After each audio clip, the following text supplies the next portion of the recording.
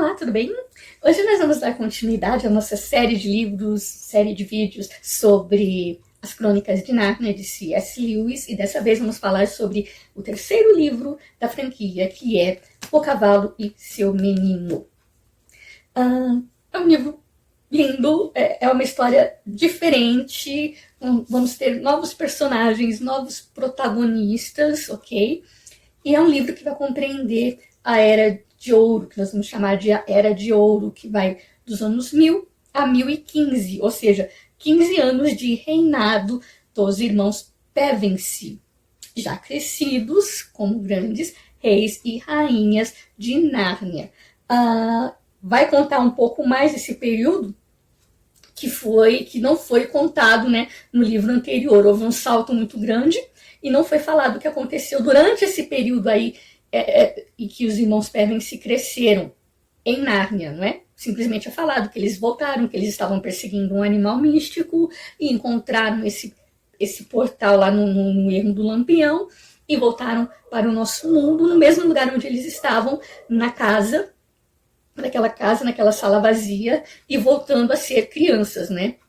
Mesmo depois de 15 anos que eles passaram em Nárnia, quando eles passaram por esse portal, quando chegaram no nosso mundo, eles eram crianças ainda, porque o tempo ali, no nosso tempo não havia passado realmente, o tempo não havia passado para eles. Embora eles tenham ficado 15 anos em Nárnia. Então, são essas aventuras que vão estar relatadas aqui, né, nesse período de ouro aí, dos irmãos Pevensey. Era de conquistas, Nárnia vai crescer, os outros reinos também. Então, nós vamos ver que é algo muito maior, muito mais amplo do que a gente imagina, porque não há só Nárnia, há outras nações envolvidas, outros países. Então, nós vamos ver que é bem interessante mesmo a história que ele vai construindo, o mundo que C.S. Lewis vai construindo. Então, nós vamos ter novos personagens. Os irmãos Pevensey não vão ter o mesmo protagonismo, não vão ter, muito pelo contrário, embora Susana vai ser a pivô de uma guerra, quase uma guerra entre os povos, mas eles não vão ser de forma alguma grandes protagonistas, eles não vão ter um papel importante aqui na obra, né? Os protagonistas são outros personagens que nós vamos ver já já. Pedro, ele nem sequer aparece neste livro, ele vai estar ausente, ele vai estar lutando contra gigantes em algum outro lugar. Susana, ela aparece juntamente com Edmundo, e Lúcia, ela só vai aparecer também no finalzinho, na guerra. Então, assim, o protagonismo deles não é tanto quanto nos livros anteriores. Né? Essa pincelada assim por cima, só para vocês entenderem. Então, não há protagonismo. E outra coisa importante a se falar, que é uma história que se passa do começo ao fim em Nárnia. Não tem ninguém entrando por portal e chegando aqui, não tem nenhuma outra criança nova de algum outro lugar que vai entrar em Nárnia por um portal e alguma coisa. Não, tudo se passa aqui, mesmo em Nárnia, tudo. E nos países vizinhos, que nós vamos falar também. Então, é um diferencial dessa obra, porque em todas as outras sempre vai ter alguém chamado, ou que vai aparecer em Nárnia, vai ser levado, vai ser trazido, transportado, de alguma forma, de alguma maneira, até Nárnia, e aqui isso não vai acontecer. É o primeiro livro, o único livro da obra, né, que não tem essa peculiaridade aí. Então, toda a história se passa aqui, em Nárnia, e não vai ter ninguém sendo transportado de forma nenhuma. E vai falar muito sobre povos estrangeiros, vai mostrar que existem muitas coisas além de Nárnia. Deixa eu mostrar aqui até um mapa para vocês, não é?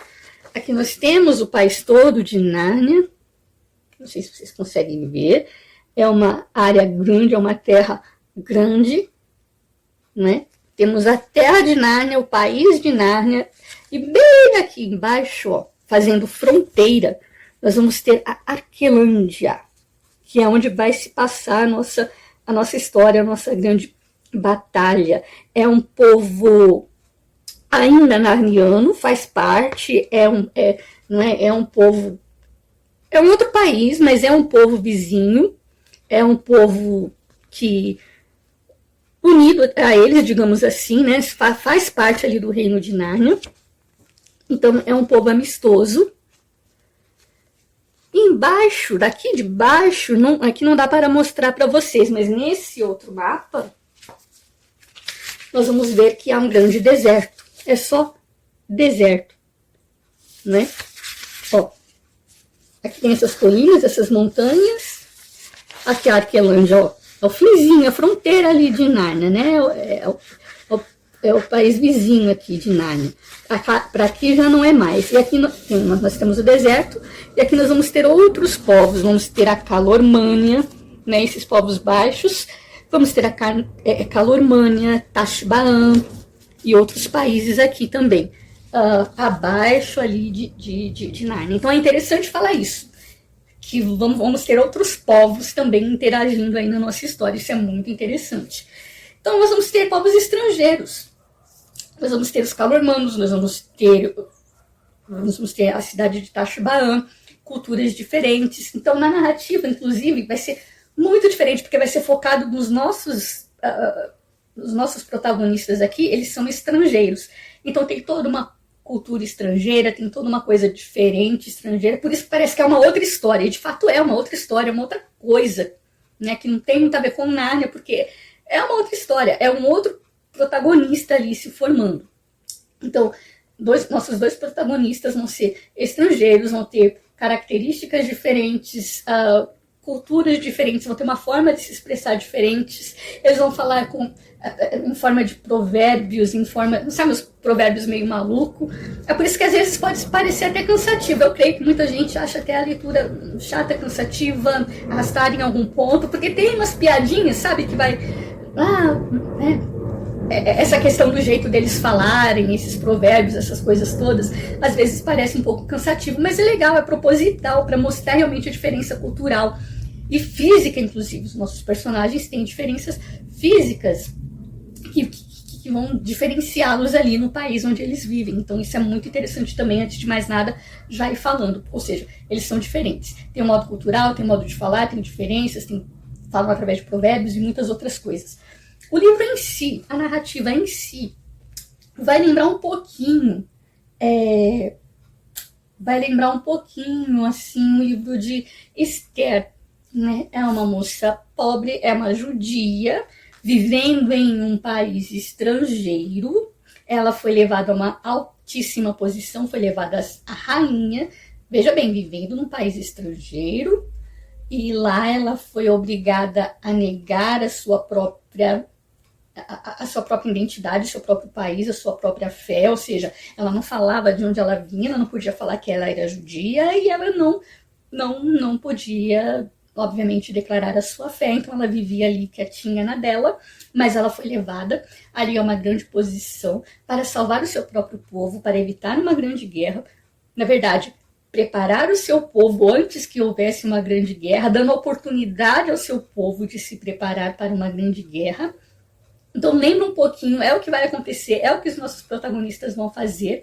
Então lembra bem a história de Esther, vocês já vão ver. E lembra também a história de Esther, porque embora o nome de Deus não seja mencionado no livro de Esther, nós vamos ver a mão de Deus agindo o tempo todo. Por que ele colocou a Esther ali no lugar certo, na hora certa? Foi feita a rainha, tudo tem um motivo, tem um propósito, Deus foi direcionando tudo do jeito certo, na hora certa. A morte do vilão da história, digamos assim, né? Que foi morto em sua própria forca, ou seja, Deus foi dando corda, e o cara foi morto na sua própria forca. Então, sabe, Deus dirigindo os detalhes em todo o tempo, embora o nome dele não seja de forma alguma, em momento nenhum mencionado. Deus é muito presente no livro, né, da Esther. Todas as situações movendo tudo para que tudo acontecesse exatamente do jeito que Deus queria. Então aqui também nós vamos ter aqui, né, no livro da mesma forma, sabe? Tipo, Aslan está sob controle de tudo. Embora ele não seja visto, ele não seja percebido, até mesmo pelos nossos personagens, veja bem, estrangeiros, né, que vão representar tipo povos pagãos mesmo, que eram considerados pagãos e bárbaros. Todos esses povos abaixo de Nárnia aí eram pagãos, eram bárbaros. Então tem essa analogia aí também. Então é Deus dirigindo, é Deus, digamos assim, levando ou fazendo-se ser conhecido até mesmo entre os gentios. E enfim, É mais ou menos por aí. Então nós vamos ver também isso, né? A Aslan vai ajudar, vai fazer de tudo, colocar cruzar o caminho do outro para que tudo aconteça do jeito que tem que acontecer. Então é isso que nós vamos ver neste livro aqui também. Eu particularmente gostei muito, né? Tem gente que não gosta, acha que é a obra talvez mais chata, mais diferenciada, e de fato porque é como se fosse assim uma história paralela, entendeu? Uma vez que os irmãos não têm esse protagonismo, mas é muito legal, é muito interessante. É Deus o tempo todo no controle, é Aslan movendo também todas as coisas sobre controle, assim como no livro de Esther me lembra muito realmente. Vai ter momentos que vai me lembrar muito o filho de Davi, né? O Amon e a Tamar, que se apaixona ali pela própria irmã. Ele vai querer possuir a moça e vai dizer: eu não consigo comer, eu não consigo beber, né? Eu tô louco de amor e tal, eu preciso possuir essa moça, eu quero porque quero e tal. E nós vamos ver a desgraça, a tragédia que aconteceu. Então nós vamos ter um caso semelhante, idêntico, a forma que ele diz é idêntica, né?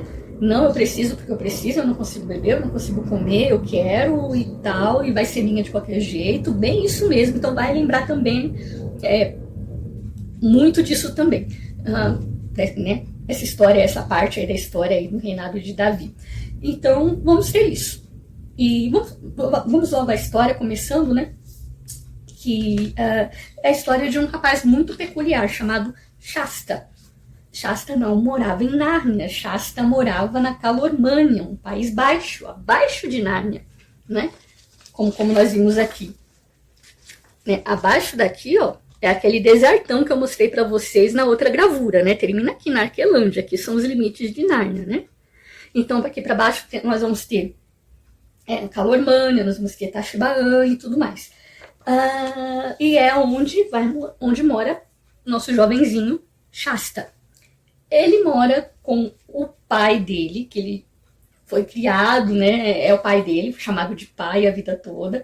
Só que ele era tratado de uma forma estranha. Ele era praticamente um empregado, né? Simplesmente esse homem queria para que ele fizesse todos os deveres de casa, aquele que vai cuidar dele no futuro, sabe? Quando ficar velhinho. É para isso que ele queria. Ele queria um filho para fazer as coisas e queria um filho para ser cuidado. E esse era então Shasta. E ele então não tinha muito amor, não sentia amor por esse pai, porque ele era desprezado, ele só era usado, e não havia amor entre eles, não havia amor por parte, né, do Ahish, que era o pai dele, e no coração dele também ele não conseguia se sentir assim, né, amor, né, de filho para pai, porque ele era muito maltratado. E vivia a vidinha dele ali, sabe, triste, né? Ele era diferente, ele se sentia diferente, se sentia um peixe fora d'água, se sentia maltratado até pelo próprio pai. E então, até que um belo dia o pai dele vai receber a visita de um Tarkaan, que é um grande nobre, né, todo emplumado, todo, né, num cavalo majestoso. Esse homem vai pernoitar ali na casa, né, deles, na casa do Ahish, que é o pai do Shasta. E nessa conversa vai, conversa bem, esse homem vai dizer que ele quer comprar o Shasta para que seja escravo dele. E o Ahish, ele vai dizer: você vai levar, não é, o futuro, o meu futuro, a luz dos meus olhos, você vai levar o meu futuro embora. Você acha que eu vou me vender assim tão fácil? Não, mas eu te dou tanto, veja bem, meu filho, esse menino me ajuda, ele trabalha para mim, ele vai me ajudar quando eu for mais velho, ele é a segurança da minha velhice, você acha que eu vou vender a segurança da minha velhice? Ah, mas eu te dou tanto. Tá bom, eu vendo. Tipo assim, né?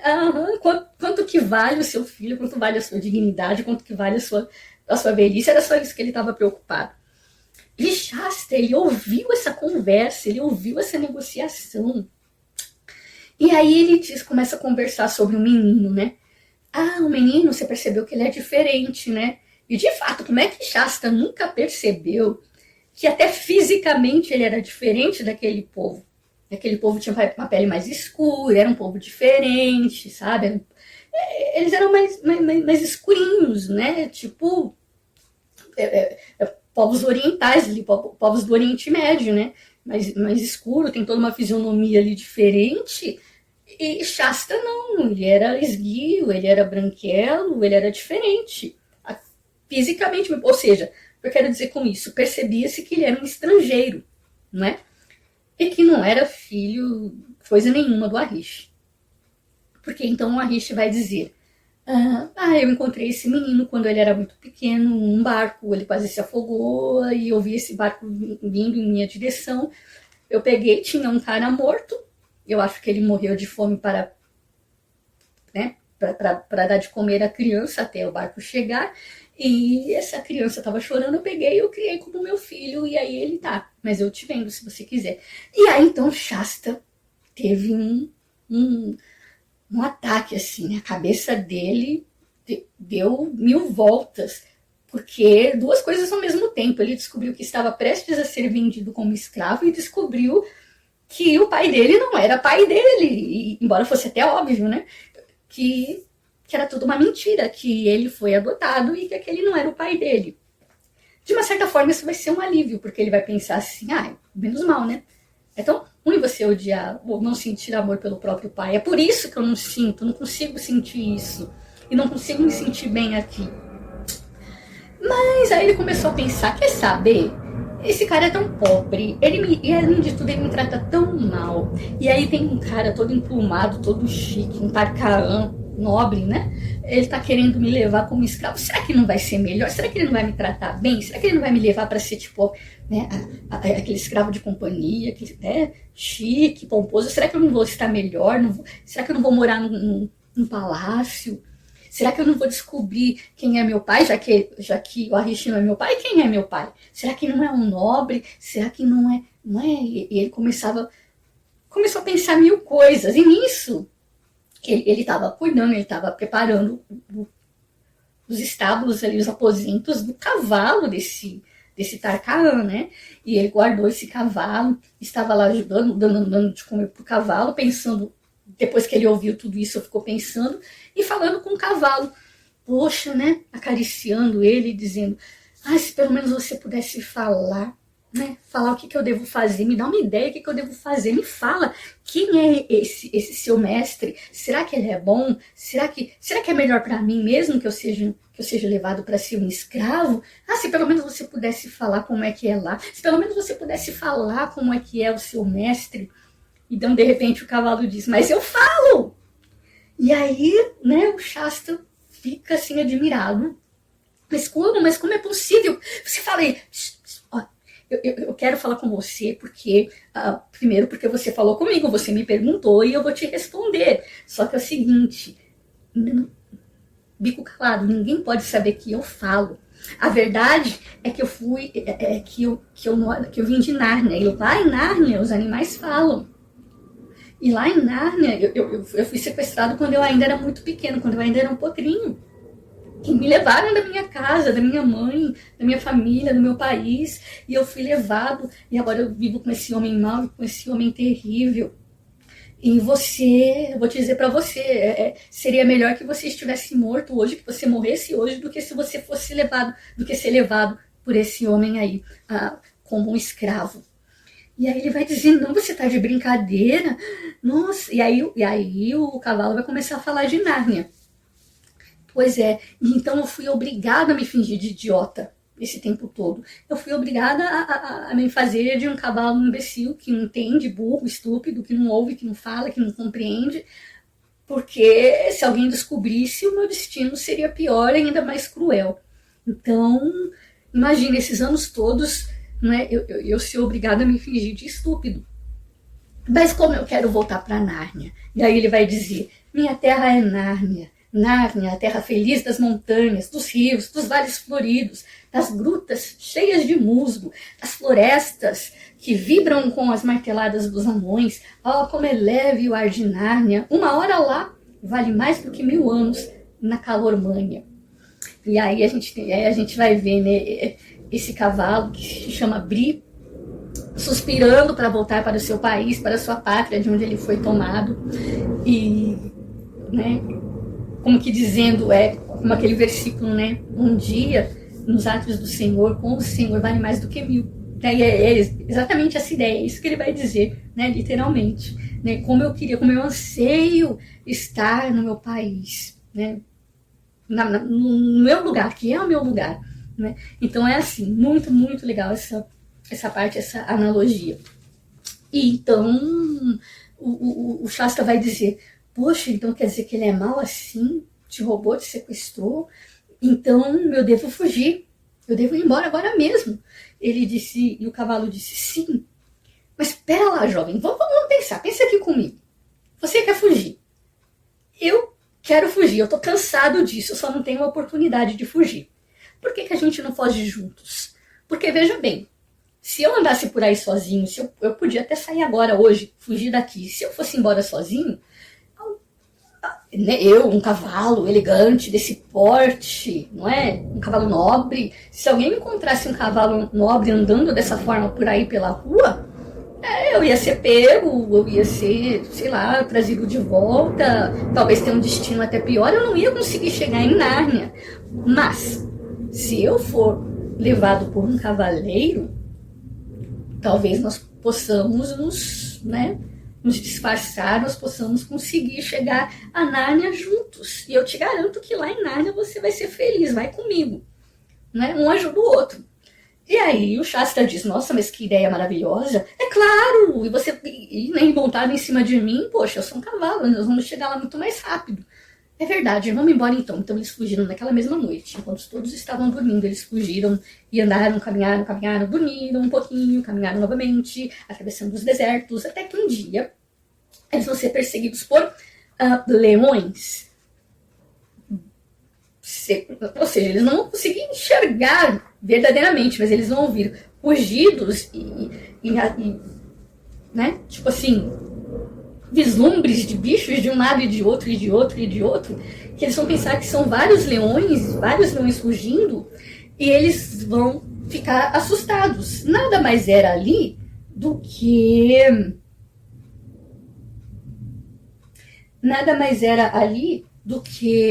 o próprio Aslan, que estava, então, direcionando, colocando eles para correr mesmo. Então não havia vários leões, é que o Aslan era muito rápido. Então queria apavorá-los, assustá-los, assustar o cavalo para que eles corressem, fossem na direção exata que ele queria. E, coincidentemente, não muito longe dali, tinha uma outra moça também montada em um cavalo, também fugindo, e também foi atacada por leões e também estava correndo, fugindo de leões, ou seja, e no meio do caminho os dois, eles se trombam. Então era esse o plano de Aslan, que eles ali se trombassem, se encontrassem realmente. E eles se encontram e aí eles têm uma conversa, se apresentam e tudo mais. Então nós temos o Shasta no cavalo Bree, é um cavalo imponente, é um cavalo, eu diria, até presunçoso, né, que se acha muito. Então nós vamos ter um menino humilde em um cavalo soberbo, e nós vamos ter em contrapartida também uma menina soberba num cavalo humilde, que é o caso da Aravis, na sua égua, que ela vai ter uma égua chamada Uin. Então nós vamos ter a Aravis e a Uin, que também é uma égua falante, também vinda do reino de Nárnia. E também a Aravis estava querendo fugir de um casamento arranjado pelo pai dela, para que ela se casasse justamente com o grão-vizir, um velho, já velho mesmo, e além de tudo um velho insuportável, um velho do reino de Tashbaan, não é? Do reino lá onde morava o Tisroc, e justamente o seu filho, né, o príncipe, que nós vamos ver logo mais também, que vai ter toda uma participação aí na trama da nossa história, que é o Rabadash. Nós vamos ter o Rabadash, o Tisroc, o rei, né, de Tashbaan, e esse vizir para o qual essa moça Aravis tinha sido então prometida. E aí, conversa vai, conversa vem, e eles vão dizer, bom, nós estamos indo para Nárnia, porque vocês não vêm também. Ela também não sabia direito para onde ir. Ela havia fugido disso, ela estava preocupada, inclusive, com o pai dela. ela haveria de ser levada para esse reino de Tashbaan, só que para chegar até Nárnia, eles tinham que passar justamente por Tashbaan. E lá foram eles então. Só que para a gente passar por ali, para a gente entrar nesse reino, vai ser um pouquinho complicado. Como é que a gente pode fazer para entrar nesse reino, né? Vamos perceber, nossos cavalos são cavalos nobres e tudo mais. Então, assim, os cavalos, aconteça o que acontecer, esses cavalos não podem abrir a boca, não podem falar, e vamos cortar os pelos deles, né, o rabo, vamos, né, desgrenhar tudo, para que eles pareçam simples e comuns cavalos de carga e não cavalos nobres, puro sangue, né? Então foi assim que eles entraram naquela cidade disfarçadamente, e os cavalos não podiam falar nada, inclusive eles foram a pé, como se eles fossem puxando, né? Como se fossem pangarés ali, animais de carga mesmo, todos sujos, todos desgrenhados, e foram entrando ali em Tashbaan. Acontece que em Tashbaan estava havendo uma espécie de confraternização, a cidade estava em alvoroço, era muita gente andando na rua, porque nesse palácio de Tashbaan havia uma comitiva especial, havia uma comitiva diferenciada, né? Havia ali justamente a rainha Susana, o príncipe Edmundo, o Fauno e o príncipezinho desse reino aqui, ó, de Arquelândia, né? Esse reino aqui, ó, de Arquelândia, né? Que é um reino aliado, faz parte de Nárnia, mas é um outro país, tem o seu próprio rei, não é? E então o príncipe de Arquelândia, Corim, vai com eles. Então, vai o Fauno, vai o Corim, vai a Susana e o Edmundo. Ou melhor, só quem vai ficar em casa, né, nesse primeiro momento é a Lúcia e o Pedro. Pedro vai estar combatendo gigantes, Lúcia vai estar, até o presente momento, ela vai estar em Cair Paravel. Então essa comitiva vai simplesmente o Edmundo, vai a Susana, esse príncipezinho Corim, e vai o nosso querido Fauno, né, que dá aquele quentinho no coração de a gente ver novamente né, o Senhor Túminos. Por que eles estavam nessa comitiva? Bem, como eu já disse, a Susana, ela é assim, ela promove a paz, ela promove acordos diplomáticos entre países, entre outras nações, não importa nem se fosse lá dos Países Baixos, digamos assim, ela queria conhecer, ela queria pelo menos ter né, um relacionamento cordial, tipo assim, né, nós somos bons, nós somos de paz. Vem qualquer coisa, vamos negociar. A Susana era a diplomata. E por conta dessa diplomacia, o rei, ou melhor, o príncipe de Tashbaan, justamente esse príncipe de Tashbaan, vai passar um tempo lá em Cair Paravel, vai ser recebido pelos irmãos ali no palácio, ali em Nárnia, vai passar um tempo ali agradável. Vai haver todo tipo de festividade, vai haver jogos, vai haver, sabe, tipo assim, Olimpíadas, jogos ali, aquela coisa toda, mas bem assim, lúdica, bem, né, para meio que estreitar os laços ali, um conhecer o reino do outro. E lá, esse rapazinho, né, esse príncipe Rabadash, ele vai ser bem tratado e vai tratar muito bem todos os irmãos, vai participar dos jogos, vai participar dos eventos, ele vai se sociabilizar. A Susana vai dizer, não, ele é um rapaz legal, ele se comporta bem, ele fala bem, ele está aqui com a gente, ele é tranquilo. Vai haver meio que até ali um acordo assim, para que a Susana, né, ele dá uma indireta lá pedindo para que de repente a Susana pudesse ser prometida a ele como esposa. Isso era bom para os dois reinos. Aí, então, por causa disso, a Susana, até no primeiro momento, ela falou, bom, ele não é mal, não. Então, vamos lá ver, vamos lá conhecer. Então, vamos nos conhecer primeiro, depois eu digo, né? Aí eles vão justamente, essa comitiva vai passar um tempo em Tashbaan justamente para isso, para conhecer o povo, o reino, para participar de festividades, não é? E para uma possível ali negociação, para uma possível conversa ali, né, organizando ali, se fosse da vontade da Susana, realmente um casamento entre ela e o Rabadash. Só que esse Rabadash, nesse momento, quando eles recebem essa comitiva, quando ele está ali na própria casa dele, ele vai se mostrar realmente um perfeito idiota. Não fala exatamente o que aconteceu, mas, assim, a Susana vai perceber que ele não é nada daquilo que ela imaginava, que ele é um falso, e que ele é mau, e ele é esquisito, né? E ela já começou a perceber algumas coisas ali do jeito dele, na personalidade dele, e num dado momento, o Edmundo vai chegar e vai perguntar: minha irmã, então, a gente tá aqui, né, tal, eu já tô sendo pressionado, o Rabadash me perguntou, o Tisroque, o pai dele lá, também me perguntou como é que tá, vai ter casamento ou não vai, aí você tá afim ou não? Fala logo se você quer ou não, é isso mesmo que você quer? Aí a Susana vai falar justamente: não mudei de ideia, porque realmente ele não vale a pena, não, ele é um babaca, não, eu quero me casar com ele. E aí ele diz: então, minha irmã, nós temos um problema sério. Porque se você falar não pra ele aqui, agora, na cara dele, na casa dele, ele vai matar a gente e ele vai manter você aqui à força, o negócio não vai dar certo. Então, o melhor, irmã, é a gente fugir, né?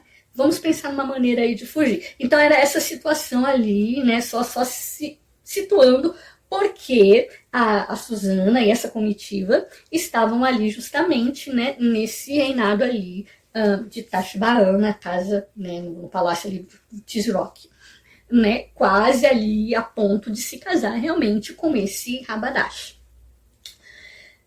Então, como eu disse, eles entraram, então todos eles entraram, né, nessa cidade, e tanto o Shasta, né, segurando ali, levando, puxando o Bri, e também a Aravis puxando ali também a ruinha, sua eguinha, e entraram. E aí eles combinaram: nossa, que tá muito tumulto, a cidade tá uma loucura isso aqui, tem gente de muitos lugares, há uma festividade, há um negócio, há uma movimentação louca, estranha aqui, então é o seguinte, caso a gente se perca, vamos marcar de nos encontrar no meio do caminho, no cemitério dos grandes reis, que fica lá no deserto. E os cemitérios eram assim, era como se fosse, né, as tumbas, os túmulos, eram como se fossem verdadeiras ali colmeias mesmo, né? Colmeias de abelha, era bem peculiar, era bem diferente. Então tá, eles combinaram. Nisso, a Aravis é puxada para um lado e, obviamente, o Shasta é puxado para o outro. O que vai acontecer? Nesse meio tempo, a Aravis vai encontrar uma amiga dela, que ela é da nobreza, ela tem acesso ali ao palácio, ela é casada com um nobre, e ela leva essa amiga dela escondida ali até o palácio também, até o quarto dela, onde elas começam a conversar e tudo mais. Ela conta que ela tá fugindo, que ela não quer se casar com o vizir, que tá lá nesse palácio, justamente nesse palácio, e eu preciso fugir daqui antes que alguma coisa aconteça, logo meu pai vai chegar aqui também, e tudo mais, né? E a cidade empolvorosa, até porque também eles estavam esperando, além das festividades, talvez um possível casamento ali real, né? Então, e logo, possivelmente o casamento, né, da própria Aravis com esse grão-vizir, e ela tava: não, precisamos armar um plano. Nesse meio tempo, justamente o Shasta, ele é puxado para o outro lado. O que vai acontecer? Ele vai...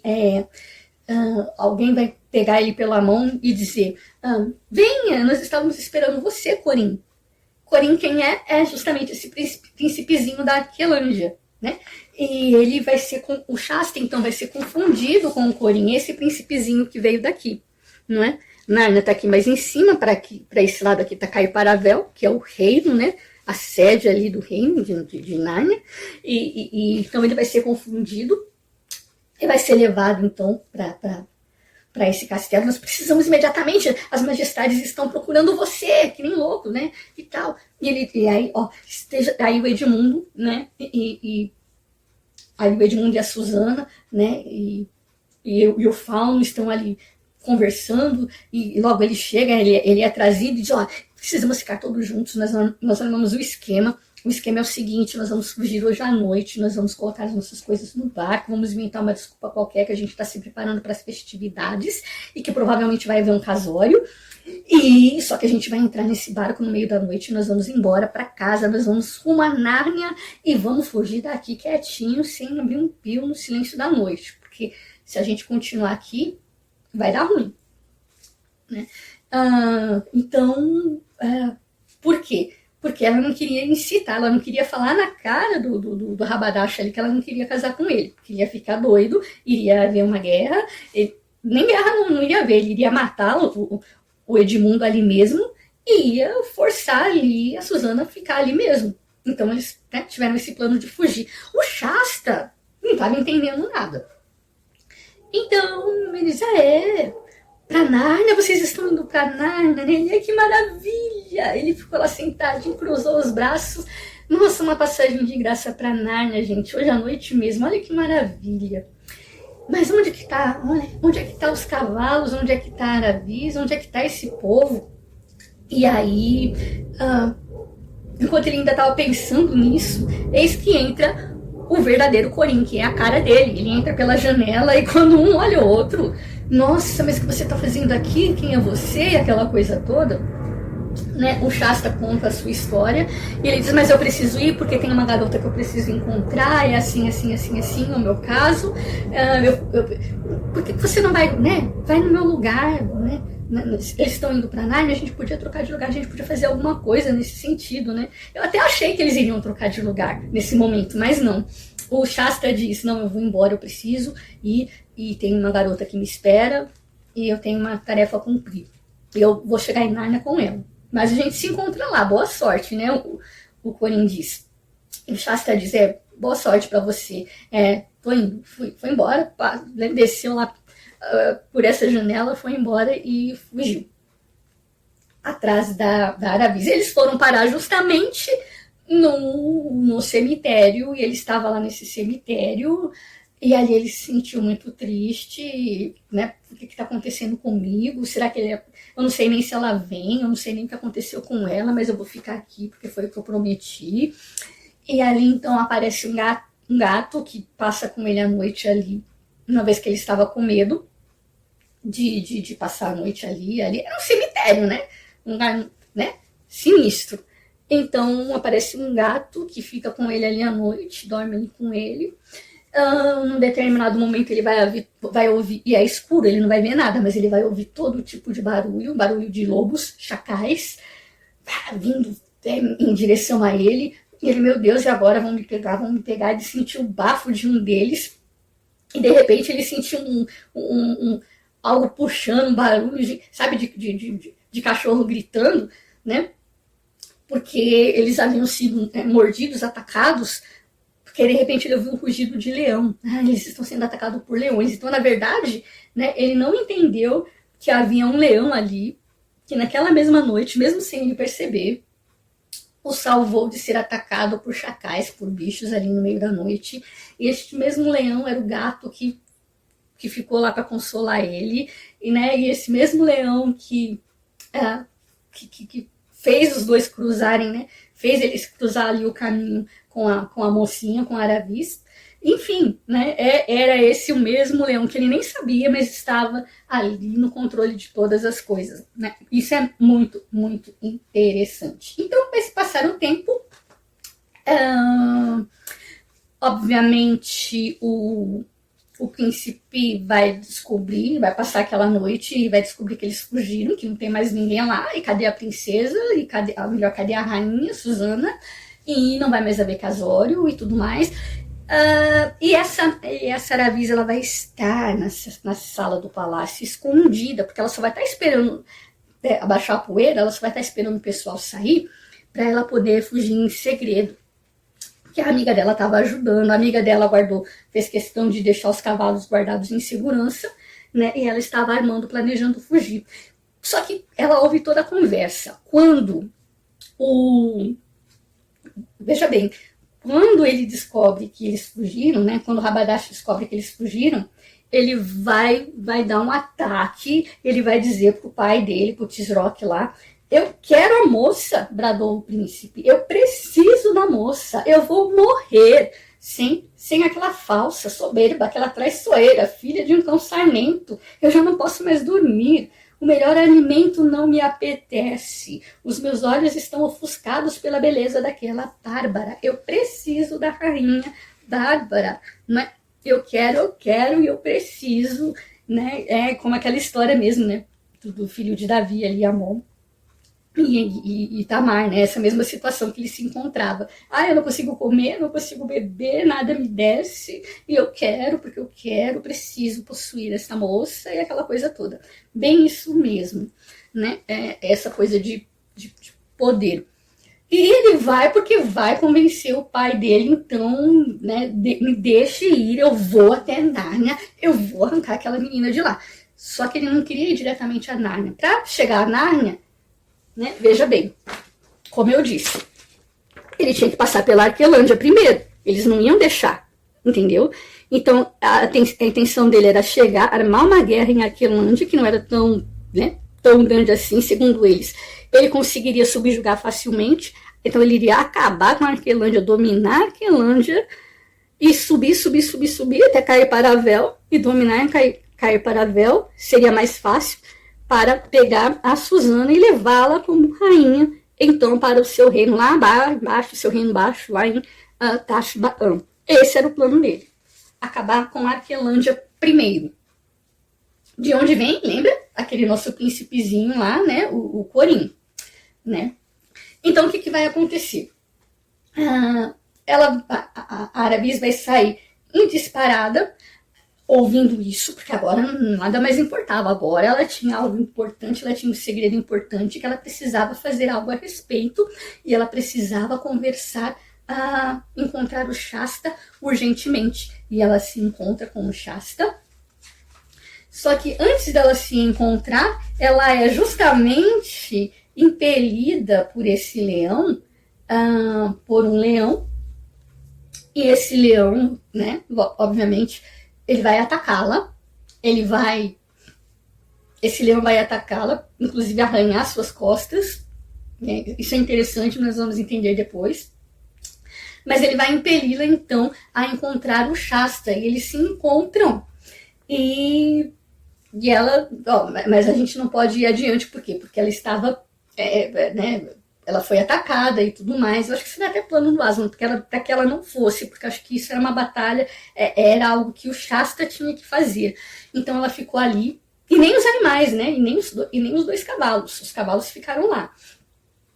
Então, no meio desse caminho, ela vai dizer, vai contar tudo o que aconteceu. Olha, a gente precisa impedir, tem uma guerra a caminho, a gente precisa avisar o rei de Arquelândia, a gente precisa ir até Nárnia, a gente precisa avisar o grande rei Pedro. Aliás, o grande rei Pedro não estava nem lá.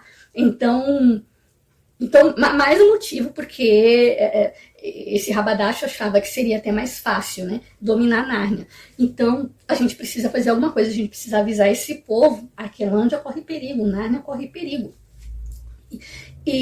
Mas ela não podia ir, porque ela, né, estava ferida, e no meio do caminho, então, eles vão encontrar um eremita, né, um homem do deserto, um senhorzinho ali do deserto. Esse senhor do deserto vai acolhê-los na sua casa, e enquanto eles são ali acolhidos, ela fica lá, e ele vai dizer, eu preciso ir, eu preciso avisá-los de alguma forma. Só que ele não foi, nem com o Bri, nem com o cavalo, e ele não foi nem com o cavalo, nem com o Bri, e nem com a Rui. E ela ficou, e a Aravis ficaram ali no acampamento desse senhor, né, lá no deserto. E ele ficou cuidando dela, das feridas dela e tudo mais. Então, quando ela foi atacada por esse leão, mas veja bem, o Shasta viu, né, correndo e sendo atacada, tendo as costas arranhadas pelo leão. O cavalo do Shasta volta, né, para e sai disparada com medo. O Shasta não, vamos lá, vamos salvá-la. E o Bri não, ele correu, porque ele estava com medo, né, ele não queria voltar para salvá-la. Então ele desceu do cavalo ali naquele momento, largou o Bri, voltou com tudo. E sabe o que ele fez com o leão? Tipo, passa, vai embora. Tipo, como se fosse um cachorro, né? O leão atacou a menina, só que depois que ele atacou, ele não queria mais nada, né? O leão já ia embora mesmo. Ele simplesmente olhou pro leão, passa, vai embora. Vai pra casa, passa. E o leão foi embora. Assim, do nada, né? Foi fácil assim. E isso mostrou, né, a coragem dele de ter voltado para ajudar a amiga. E o Bree vai ficar profundamente envergonhado por isso, por ele que se acha o cavalo, né, poderoso, nobre. E ele vai ficar muito triste na casa desse eremita. E ele vai dizer para ele: eu vou voltar para Calormânia. O quê? Você vai voltar para a escravidão? Vou. Eu só sirvo para ser escravo. Com que cara eu vou chegar a Nárnia? Deixei uma égua, uma moça e um rapazinho entregue aos leões e saí em disparada para salvar a minha mísera carcaça. Mas todos nós fugimos em disparada, disse Ruim. Shasta não, disse Bree. Pelo menos correu na direção certa, para trás. Né? E é disso que eu mais me envergonho. E eu que me proclamo cavalo de guerra e me vanglorio de mais de 100 batalhas ser batido por um rapazinho humano, uma criança, um mero potrinho, que jamais empunhou uma espada e que jamais teve bons exemplos em sua vida. Então aqui nós vamos ver realmente o Bree, né, ele tendo essa luta ali consigo mesmo, ao mesmo tempo que ele se acha poderoso, né, ele é prepotente, você vê que ele se acha melhor que todo mundo, né, e enfim, aqui ele tem um choque de realidade, né. Mas isso é bom no coração dele, porque ele vai ser depois amparado pelo próprio Aslan. Enquanto isso, nosso jovem Shasta vai sozinho, não é? Parte nessa busca sozinho, como um animal comum, um cavalo comum, até primeiro ele quer chegar ali até Arquelândia, avisar o rei. O que é que vai acontecer? No meio desse caminho ele vai se sentir tão triste, eu tô sozinho, todo mundo tá... Deu tudo certo para todo mundo, os cavalos estão lá no bem bom, a menina tá sendo lá bem cuidada, mas e eu? Que sujeito desgraçado, mais desgraçado do mundo, né?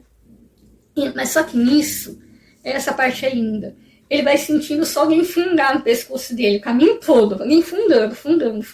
Tem uma coisa aqui fundando no meu pescoço, o que é isso? Só que ele não sabe o que é, ele vai andando e tal, e reclamando, eu tô me sentindo só, eu tô me sentindo fraco, eu tô me sentindo impotente, eu sinto que eu não vou ser capaz de fazer aquilo que eu tenho que fazer, eu não sei se vai dar certo, eu não me sinto capaz para isso, mas ele vai sentindo ali alguém fundando no ouvido dele o tempo todo, e aí ele vai dizer... e aí, nisso ele vai dizendo como eu sou desgraçado, como eu sou imprestável, como não sei o quê. E aí esse leão vai dizer para ele: você não é um desgraçado. Mas não foi falta de sorte ter encontrado tantos leões? E aí ele vai dizer: só um leão, respondeu a voz. E aí ele vai dizer, aí ele vai se revelar, né, para o Shasta, que foi ele que esteve com ele em todo o tempo, foi ele que fez os dois se encontrarem, foi ele que acompanhou durante todo o caminho, foi ele aquele gato que cuidou dele em todo o caminho e tudo mais. Só que também ele só estava ouvindo a voz e o fungar no pescoço dele. Então, de repente, os olhos dele são abertos e ele vê o leão. E aí ele diz: quem é você? Sou eu sou Aslan, eu sou o leão. Né? Então aqui nós vamos ver isso mesmo, essa expressão, né? Jesus dizendo, né? Eu sou. E ele vai repetir isso 3 vezes. Eu sou o leão. Quem é você? Eu mesmo. E aí, só que aí a terra estremece.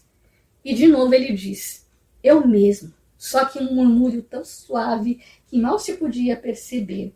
E parecia, no entanto, que esse murmúrio agitava toda a folhagem à volta. Gente, olha que coisa maravilhosa, né? Que alusão perfeita, que alegoria perfeita mesmo, né? De Deus agindo, Deus se revelando ali para o Shasta, né?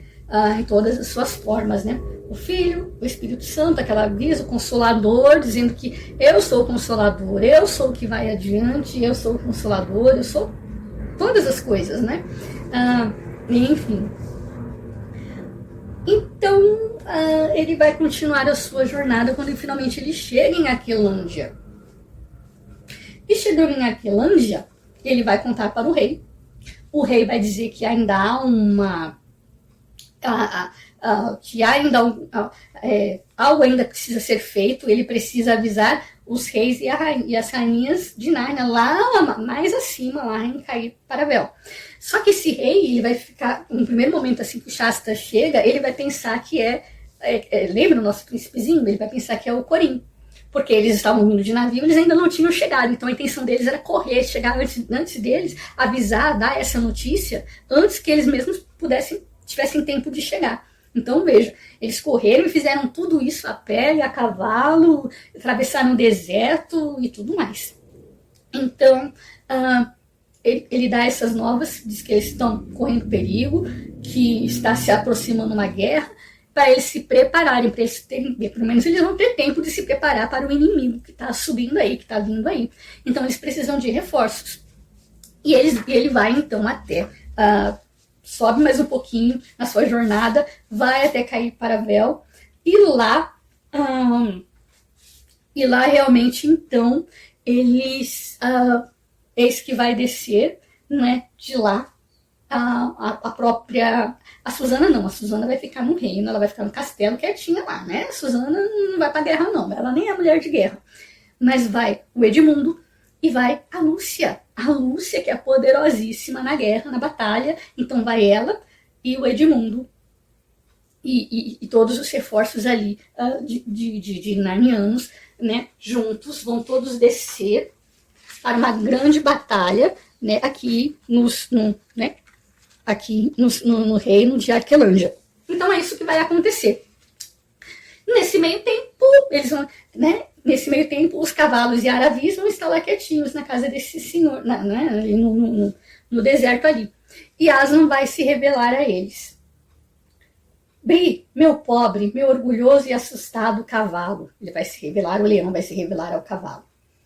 Chegue perto de mim, mais perto, filho. Não ouse não ousar. Toque-me. Aqui estão as minhas patas, aqui está a minha cauda, aqui estão as minhas suíças. Eu sou um verdadeiro animal. Eu sou o único leão que você entrou em todos os caminhos. E sabe por que eu te feri? Aí Aslan vai contar a história para ela, né? Aí ele vai se revelar também a menina Aravis, né? E vai ter uma história linda ali envolvendo ela. Então Aslan vai se revelar aos dois. E o Bri, que não se sentia mais tão indigno, né, de entrar em Nárnia, ele foi corajoso, pelo menos se conheceu, e Aravis, então, ali reconhece Aslan como um verdadeiro rei de Nárnia. Então, nesse meio tempo, aí vai haver a guerra. E nessa guerra, veja bem,